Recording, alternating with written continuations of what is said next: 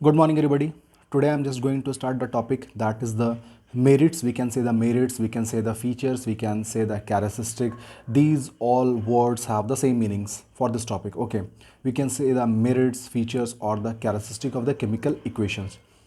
तो अभी तक हम लोगों ने देखा है केमिकल इक्वेशंस क्या था, उसको बैलेंस करने की क्यों ज़रूरत थी, उसको हम लोग बैलेंस कैसे करते हैं। और अब मैं आपको बताने वाला हूँ कि कोई भी अगर हमारे पास एक केमिकल इक्वेशन होता है तो उस केमिकल इक्वेशन के लिए हमारे हमारे पास के क्या क्या मेरिट्स होते हैं, what are the merits of the chemical equations. ठीक है, तो केमिकल इक्वेशंस के जो मेरिट्स है मैं आपको बताता हूँ। Now the very first merit we can say the chemical equation provide the name of the various reactant and the product of the chemical reaction. तो कोई भी अगर केमिकल इक्वेशन हम लोग लिखते हैं तो उस केमिकल इक्वेशन का सबसे पहला मेरिट ये होता है कि जो भी केमिकल रिएक्शन वहाँ पे हो रहा है तो उस केमिकल रिएक्शन में जो भी सब्सटेंस पार्टिसिपेट कर रहे हैं, मतलब जो भी रिएक्टेंट्स हैं या जो भी मेरे को न्यू सब्सटेंस मिलता है एज अ प्रोडक्ट, जो नई सब्सटेंस मिलती है, उन दोनों के क्या क्या नेम्स होते हैं, मतलब रिएक्टेंट और प्रोडक्ट के नेम्स जो है वो हम लोगों को पता होते हैं पहले से। ठीक है, जैसे यहाँ पे देखो Zn plus two H C L is equal to ZnCl2 plus H2। तो यहाँ पे हम लोग बता सकते हैं कि रिएक्टेंट जो है हमारे लिए जिंक है और हाइड्रोक्लोरिक एसिड है, और यहाँ पे जो मुझे प्रोडक्ट मिल रहा है वो है जिंक क्लोराइड और हाइड्रोजन गैस। तो ये सबसे पहला मेरिट होता है कि किसी भी केमिकल रिएक्शन का जो हमारे पास जो भी रिएक्टेंट है और प्रोडक्ट, उनके नेम्स हमें पता होते हैं, पहले से हम लोग उसके बारे में जानते हैं। ओके, नाउ सेकंड मेरिट क्या है वो देखते हैं। तो chemical equation provides the number of atoms molecules of reactant and the product of chemical reaction. तो कोई भी जो केमिकल रिएक्शन हमारे पास होता है तो उस केमिकल रिएक्शन में कौन सा सब्सटेंस पार्टिसिपेट कर रहा है, कौन से एलिमेंट के कितने एटम पार्टिसिपेट कर रहे हैं, या अगर मॉलिक्यूल्स है तो कितने मॉलिक्यूल्स पार्टिसिपेट कर रहे हैं, तो ये हमें ये केमिकल इक्वेशंस ये हमें इंफॉर्मेशन देता है। जैसे ये जो हमारे पास एक रिएक्शन है इसके बारे में बताता हूँ। तो इसका जो रिएक्टेंट है इसको मैं बता सकता हूँ कि यहाँ पे देखो जिंक के बिल्कुल वन एटम है, Zn है, आगे और पीछे कुछ नहीं है, मतलब जिंक के सिर्फ एक एटम है। यहाँ पे देखो 2HCl है, तो HCl क्या होता है, हाइड्रोक्लोरिक एसिड, और यहाँ पे हाइड्रोक्लोरिक एसिड को बनाने के लिए हाइड्रोजन और क्लोरीन कंबाइंड हुआ है, मतलब दो अलग अलग एटम कंबाइंड होते हैं, तो ये मेरे लिए मॉलिक्यूल बनता है। तो यहाँ पे 2 लिखा हुआ है, मतलब हाइड्रोक्लोरिक एसिड के कितने मॉलिक्यूल्स है, 2 मॉलिक्यूल्स। तो देखो मैंने लिखा है 2 मॉलिक्यूल्स ऑफ HCl। तो जो रिएक्टेंट के साइड में रिएक्टेंट की तरफ मेरे पास 2 मॉलिक्यूल्स हैं HCl के, हाइड्रोक्लोरिक एसिड के, और इस 2 मॉलिक्यूल्स में 2 एटम है हाइड्रोजन के लिए, क्योंकि ये 2 सब के लिए मल्टीप्लाई होता है फ्रंट में, ये मैंने आपको पहले बताया है। तो टू एटम्स हो गए हाइड्रोजन के और 2 एटम्स हो गए बिल्कुल भी क्लोरीन के। ओके, अब प्रोडक्ट के साइड आते हैं। तो प्रोडक्ट का साइड यहाँ पे देख सकते हो Zn और Cl2, मतलब 2 अलग अलग एटम कंबाइंड है, मतलब ये एक तरह से मॉलिक्यूल हो गया।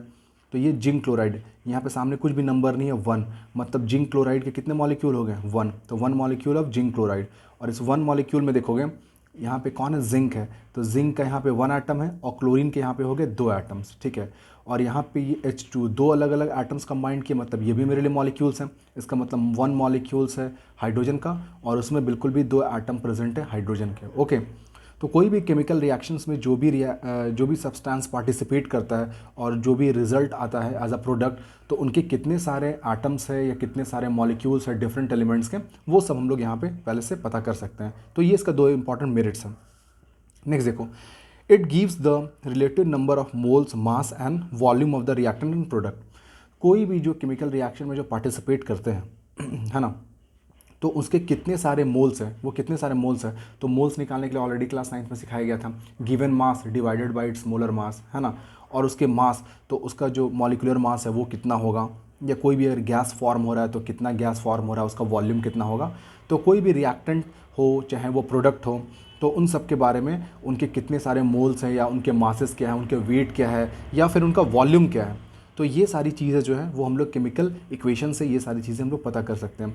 तो यहाँ पे ये 3 इंपॉर्टेंट कह सकते हो कि these are the 3 important merits of the chemical reactions. Okay, now we are going to discuss some of the demerits, we can say the demerits, we can say the limitations, same words. तो what are the demerits, what are the limitations of the chemical equation. तो यहाँ पे 3 मैंने merits के बारे में आपको बताया है, तो उसके क्या क्या डिमेरिट्स है वो हम लोग समझने की कोशिश करते हैं। तो सबसे पहला डिमेरिट क्या है, देखो, chemical equation does not tells us about the feasibility of chemical reaction. Feasibility feasibility का मतलब होता है कि कोई भी चीज़, ये चीज़ पॉसिबल है कि नहीं, मतलब ये होगा कि नहीं होगा, that word is called the feasibility, है ना। तो chemical equation does not tell us about the feasibility of chemical reaction, I the chemical reaction will take place और नॉट। मतलब कोई भी जो केमिकल रिएक्शन हम लोग लिख देते हैं तो हमें ये बिल्कुल भी नहीं पता होता है कि ये केमिकल रिएक्शन होगा कि नहीं होगा। जैसे देखो यहाँ पे मैंने दो अलग अलग केमिकल रिएक्शन को लिख के रखा है। पहला है Cu प्लस ZnSO4, तो यहाँ पे मैं इसको रिएक्शन को लिखता हूँ, तो Cu प्लस ZnSO4, तो I can write here CuSO4 और प्लस Zn। या फिर इसको उल्टा लिखता हूँ, तो Zn plus CuSO4 is equal to ZnSO4 plus Cu। तो देखने में लगता है कि दोनों रिएक्शन तो बिल्कुल हो ही जाएंगे, पॉसिबल हैं, लेकिन मैं आपको बताता हूँ कि इन दोनों में से सिर्फ और सिर्फ ये रिएक्शन बिल्कुल भी फिजिबल है, मतलब ये रिएक्शन हो सकता है, लेकिन ये जो रिएक्शन है ये रिएक्शन बिल्कुल भी पॉसिबल नहीं है, ये रिएक्शन बिल्कुल ही पॉसिबल नहीं है। तो अगर मैं लिख देता हूँ सिर्फ ऐसे ही, तो लिखने से ये नहीं पता चलता है, कोई भी केमिकल रिएक्शन इक्वेशन को अगर मैं लिख देता हूँ, इस इक्वेशन को, तो इक्वेशन को देख के हम ये नहीं बता सकते हैं कि ये जो रिएक्शन है ये पॉसिबल है कि नहीं है, मतलब ये रिएक्शन कैरी होगा कि नहीं, मतलब ये reaction, this reaction will takes place और नॉट, है ना।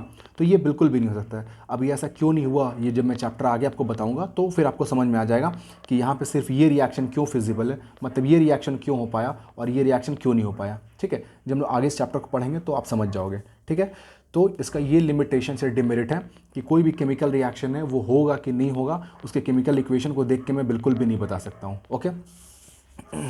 नाउ नेक्स्ट इसका डिमेरिट क्या है, देखो, केमिकल रिएक्शंस टेक्स प्लेस, है ना, कोई भी अगर केमिकल रिएक्शन अगर होता है, but the chemical equation does not give any actual idea about the rate of reaction, I how fast और slow chemical reaction will takes place, we do not have any time limit, है ना। जैसे देखो, अगर कोई भी अगर एक केमिकल रिएक्शन अगर होता है तो उसका हम लोग केमिकल इक्वेशन तो लिख सकते हैं, और अगर उस केमिकल इक्वेशन को लिख सकते हैं तो वो जो केमिकल इक्वेशन है ये मेरे को कभी नहीं बता सकता है केमिकल इक्वेशन कि वो जो रिएक्शन है कि वो स्लो होगा कि फास्ट होगा कि मीडियम होगा कि it will take a very long time, तो उसके बारे में कोई इन्फॉर्मेशन नहीं है। जैसे सपोज करो कि यहाँ पे एग्जांपल देखो, जिंक जो होते हैं, जिंक के छोटे छोटे पार्टिकल्स होते हैं, ग्रैनुअल्स, है ना, जिंक ग्रैनुअल्स, और HCl एसिड है। तो अगर मैं जिंक को अगर HCl के साथ रिएक्शन करूँगा ना तो मेरे को मिलेगा ZnCl2 जिंक क्लोराइड और हाइड्रोजन गैस फॉर्म होगा, ठीक है। जैसे देखो यहाँ पे मेरे पास एक कंटेनर है, इस कंटेनर में मैंने ले लिया HCl और इसमें मैं जिंक को डालता हूँ, तो जैसे मैं जिंक को डालूंगा इस कंटेनर में, आप देखोगे रिएक्शन बिल्कुल स्टार्टअप हो जाएगा, चलने लगेगा, स्टार्ट हो जाएगा। और फिर जैसे रिएक्शन आगे चलेगा आप देखोगे कि इस कंटेनर में आपको जिंक क्लोराइड का फॉर्मेशन होगा और साथ में आप देखोगे हाइड्रोजन गैस है वो फॉर्म करता है, तो हाइड्रोजन गैस बिल्कुल भी निकलेगा। तो ये जो रिएक्शन है, जिंक को जैसे मैंने HCl के साथ रिएक्शन करवाया, ये जिंक क्लोराइड और हाइड्रोजन गैस का फॉर्मेशन हुआ, तो ये जो रिएक्शन है ये स्लो होगा कि फास्ट होगा, मतलब ऐसे जिंक को अगर HCl में डालता हूँ तो ये जो रिएक्शन है कि वो 2 मिनट में कंप्लीट होगा कि 5 मिनट में कंप्लीट होगा या इसको 1 दिन का टाइम लगेगा, तो टाइम के बारे में कोई इन्फॉर्मेशन नहीं है कि रिएक्शन स्लो है कि फास्ट है, कि इसके बारे में कोई इन्फॉर्मेशन नहीं है। तो ये एक केमिकल इक्वेशन का एक बहुत बड़ा डिमेरिट है जो मेरे को बताता है कि किसी भी केमिकल इक्वेशन जो है वो मेरे को बताता है कि इसमें किसी भी तरह का टाइमिंग आपको नहीं लिखी होती है, तो टाइमिंग के बारे में नहीं लिखी होती है मतलब कि ये रिएक्शन स्लो होगा कि फास्ट होगा, तो ये इसका बहुत बड़ा डिमेरिट है, okay. Now next, if a substance is form if a substance is in the form of solution, chemical equation does not provide any information about its concentration। तो जो केमिकल इक्वेशन जो हम लोग लिखते हैं उसमें हमें ये बिल्कुल भी नहीं पता होता है कि कोई भी जो सब्सटेंस जो हमारे पास फॉर्म कर रहा है उसका कंसंट्रेशन क्या होता है, मतलब वो जो है वो प्योरेस्ट फॉर्म में है, इम्प्योरेस्ट फॉर्म में है, डाइल्यूटेड फॉर्म में है, मतलब वो कैसा है उसके बारे में कोई इन्फॉर्मेशन नहीं होता है कि वो प्योर है कि इम्प्योर है, उसमें वाटर मिली हुई है कि नहीं मिली हुई है, उसके कंसंट्रेशन के बारे में मतलब उसके प्योरिटी के बारे में कोई इन्फॉर्मेशन नहीं है। तो these are the three important drawback, we can say drawback, we can say demerit, we can say limitations are there, and these are the three merits of the chemical reactions या chemical equation, okay। Thank you very much।